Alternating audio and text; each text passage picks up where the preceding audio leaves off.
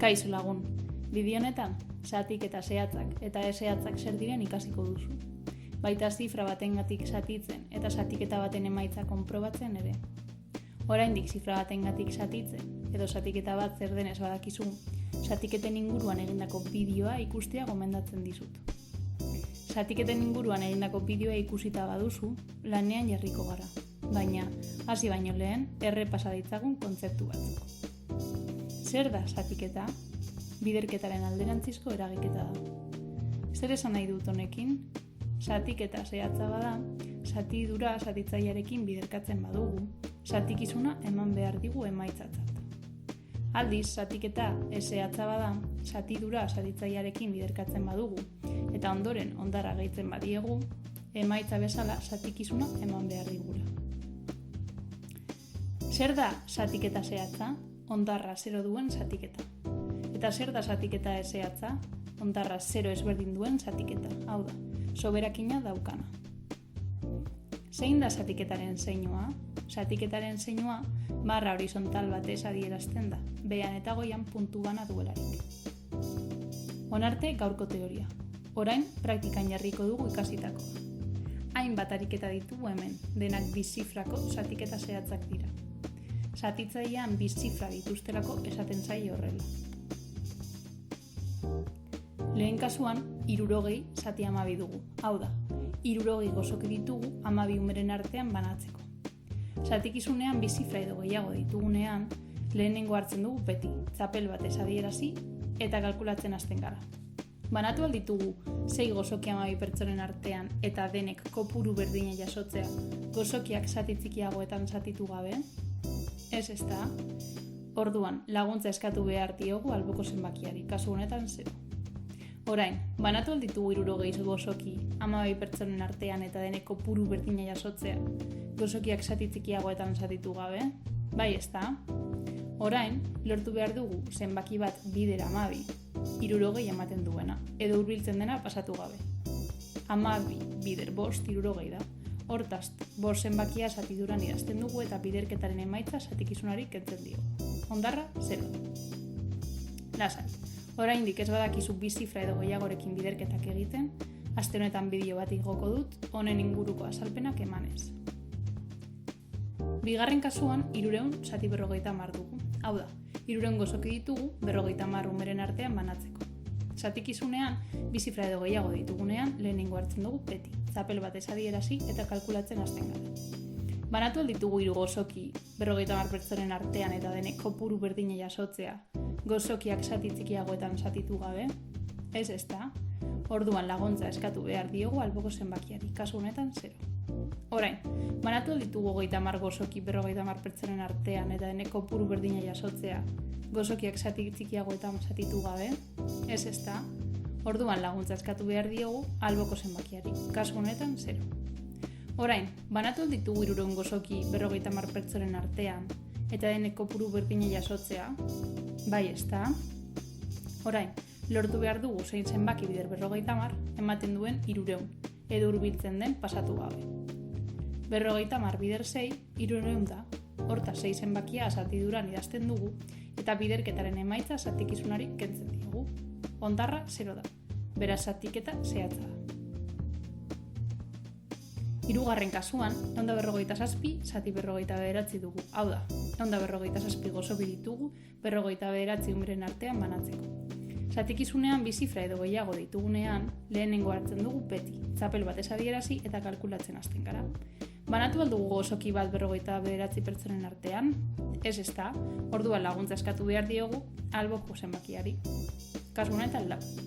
Orain, banatu alditugu 14 gozoki 59 pertsonen artean, denek kopuru berdina jasotzea, gozokiak zati txikiagoetan zatitu gabe? Ez ezta, orduan laguntza eskatu behar diogu alboko zenbakiari, kasu honetan 7. Orain, banatu alditugu 57 gozoki 59 pertsonen artean, eta denek kopuru berdina jasotzea, gozokiak zati txikiagoetan zatitu gabe? Bai ezta? Orain lortu behar dugu 6 zenbaki bider 59 ematen duen 157, edo hurbiltzen den pasatu gabe. 59 bider 3, 157 da. Hortaz, hiru zenbakia zatiduran idazten dugu eta biderketaren emaitza zatikizunari kentzen diogu. Hondarra 0 da, beraz zatiketa zehatza da. Laugarren kasuan, 920 zati 20 dugu, hau da, 920 gozoki ditugu 20 umeren artean banatzeko. Zatikizunean bi zifra edo gehiago ditugunean, lehenengo hartzen dugu beti, txapel batez adierazi eta kalkulatzen hasten gara. Banatu ditugu 9 gozoki 82 pertsonen artean, eta deneko puru berdina jasotzea gozokiak zati txikiago eta zatitu gabe. Ez da, orduan laguntza eskatu behar diogu biri.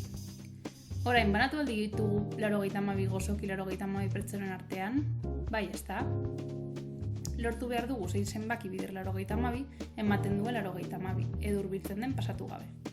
82 bider bat 82 da, hortaz bat zenbakia zatiduran idazten dugu, eta biderketaren emaitza zatikizunari kentzen diogu. Eta orain, zer egiten dugu 0rekin? Beste zenbaki bat izango balitz bezala, kenketaren marraren azpian idazten dugu, eta zatitzen jarraitzen dugu. Zein zenbaki bider 82 ematen digu 0? 0. 0 zenbakia zatiduran idazten dugu, eta biderketaren emaitza zatikizunari kentzen diogu. Hondarra 0 denez, zatiketa zehatza da. Zenbait ikaslek galdetzen diete askotan. Beharrezkoa da 0rekin zatiketa bat egitea? Bai, beharrezkoa da. Bestela zein ezberdintasun egongo litzateke 82 gozoki 82 umeren artean banatuko bagenitu? Emaitza berdina litzateke eta ez gaude zenbaki berdinekin zatitzen, bi kasuetan. Azterketa batean basaudete eta ez basaudete ziur 0 jarri edo ez jarri, zatiketa konprobatu besterik ez duzu egin behar. Nola? Gogoratu bideo hasieran egindakoa. Zatidura bider zatitzailea egin behar duzue eta emaitza zatikizuna izatea. Kasu honetan 82 bider 10, 920 da. Beraz, ondo legoke. Azkenik, egin dezagun zatiketa hau. 324.120 zati 24. Hau da, 384.120 gozoki ditugu 24 umeren artean banatzeko. Zatikizunean, bi zifra edo gehiago ditugunean lehenengo hartzen dugu beti, txapel batez adierazi eta kalkulatzen hasten gara. Banatu ditugu 3 gozoki 24 pertsonen artean, gozokiak zati txikiagoetan zatitu gabe, ez da, orduan laguntza eskatu behar diogu biri. Banatu ditugu 32 gozoki 24 pertsonen artean, bai. Orduan lortu behar dugu zein zenbaki bider 24 ematen duen 32, edo hurbiltzen da pasatu gabe. 24 bider bat 24 da, hortaz bat zenbakia zatiduran idazten dugu, eta biderketaren emaitza zatikizunari kentzen diogu, hondarra 8 izanez. Hurrengo zenbakia jaisten dugu 4. Banatu ditugu 84 gozoki 24 pertsonen artean, bai. Orain lortu behar dugu zein zenbaki bider 24 ematen duen 84, edo hurbiltzen da pasatu gabe. 24 bider 3 72 ematen du. 3 zenbakia zatiduran jarri eta biderketaren emaitza zatikizunari kentzen diogu, hondarra 12 izanez. Hurrengo zenbakia jaisten dugu 1. Banatu alditugu 121 gozoki 24 pertsonen artean, bai. Lortu behar dugu zein zenbaki bider 24 ematen duen 121 edo hurbiltzen den pasatu gabe. 24 bider 5 120 ematen du. 5 zenbakia zatiduran jarri eta biderketaren emaitza zatikizunari kentzen diogu, hondarra 1 izanez. Eta horrengo zenbakia jaisten dugu 0. Banatu alditugu 10 gozoki 24 pertsonen artean, eta deneko puru berdina erasotzea, ez da, orduan laguntza eskatu behar diogu hurrengo zenbakiari. Baina kontuz, behin zatiketa baten erdian gaudela, eta laguntza eskatzen badugu bi biderrez jarraian zenbaki berdinarentzako, kasu honetan bat zenbakiak laguntza jaso du 2 zenbakitik eta 0 zenbakiarengatik, zatiduran adierazi behar dugu, eta horretarako 0 bat jartzen dugu. Orain, zatiketarekin jarraitzen dugu, hau da, 0 jaisten dugu, eta banatu alditugu 120 gozoki 24 pertsonen artean, eta deneko puru berdina jasotzea, bai. Orain, lortu behar dugu zein zenbaki bider 24 ematen duen 120.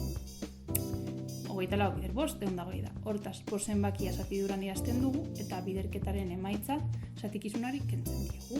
Hondarra 0 emanez. Zatiketa zehatza denez, zatiketa ondo eginda dagoela konprobatu nahi baduzue, zatidura bider zatitzailea egin eta konprobatu zatikizuna ematen duela emaitza.